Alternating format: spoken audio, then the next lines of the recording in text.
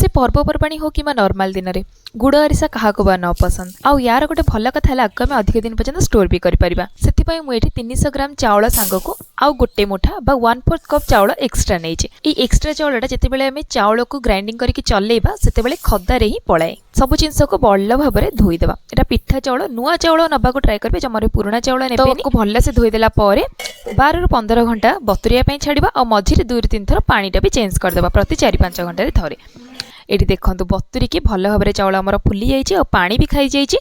आपड़ ट्राए करेंगे 12 ରୁ 15 घंटे अधिक सीना बतुरेबे किंतु कमेबेनी जिते चाउल पानी खाइब पिठा आमर से भल हम ये चाउल को बढ़िया से सुखैकी आनी फैन तले अध घंटा सुखई गोटे सफा कटन कपड़ा बिछेकी खरा बजेबेनी तो एबे सबू चाउल को मिक्सिंग जार दे देके आम पाउडर बनईदबा ग्राइंडर को कंटिन्यू बुलेबेनी गरम है पर्यटन छाड़बेनी मझे मझे टे ठंडा हाँपाई देवे चाउल भल भाव में फाइन गोटे पाउडर हवा दरकार मोर ग्राइंडर टे फाइन पाउडर हो पारे मुझे चालुणी चलई आ चालुणी चलैले भी पिठा बहुत स्मूथ हुए और टेस्ट भी भल लगे दाना दाना लगे जदि आप खदड़ा पसंद ताले आप खदड़े भी बनई पारे किंतु गोटे मीडियम चालुणी तो निहाती चलेबे यहाँ मुझे सरू चालुणी चलैकी देखी आउ यही चाउल चूना को आप अधिक दिन पर्यटन स्टोर करेंगे और स्टोर करने पूर्व खरा देखा भूलें जेतटा ओदा चाउल चूना रही फिंपी हो ना आप फ्रिज भी रखिपारे तो 7 ରୁ 8 मास पर्यटन यहाँ रहीपर खरा देखले कि फ्रिज रे तो चाउल चूना को साइड करदेबा ये चाउल चूना 300 ग्राम चाउल थिला तो से 170 ग्राम बा 200 ग्राम पाखापाखि गुड़ नहीं अल्प अध गिना घंटे घंटे पानी दे दी गुड़ को फास्ट हाई फ्लेम रे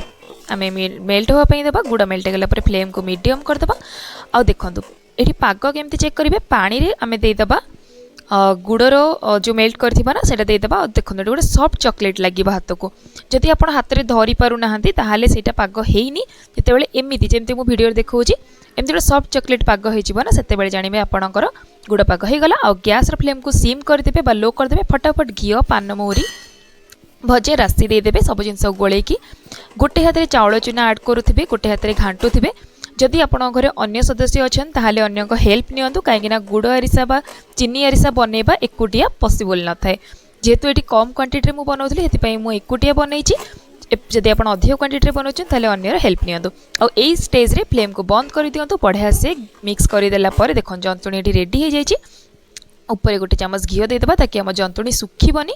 आ कभर करके 5-7 मिनट छाड़देबा जितेबाला उषुम उषुम थी हाथ में घी लगेबा बैटर नहीं कि एमती हाथ में जमी आरिसार सेप दि जाए गोटे गुला करवा गोटे फ्लाट करके ऊपर आप चाहिए राशि दे पारे मुझे राशि देनी केवल आपको देखापी ये गोटे ही राशि देती कहीं आम भितर भी राशि ऐड कर फ्लेवर तो ताकू गरमा गरम तेल रे छाणीबा फास्ट गोटे साइड फुलिकी ऊपर उठीगला फ्लेम को मीडियम करदेबा आउ 1 ରୁ 2 मिनिट छाणीदेला रेडी हो गरमा गरम गुड़ अरिसा पिठा आपको आपण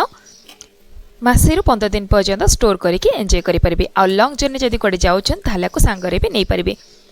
होप आपको आज वीडियो हेल्पफुल हम जदि आपण मानक भी गुड़ अरिसा पसंद आ रेसिपीटा केमती लगे मत कमेंट सेक्शन निश्चय जनइबे आ जदि आपण प्रथम थर मो वीडियो देखुछन ताहाले वीडियो को लाइक करिया सांग को चैनल को सब्सक्राइब करने पाखर बेल आइकन को प्रेस करने।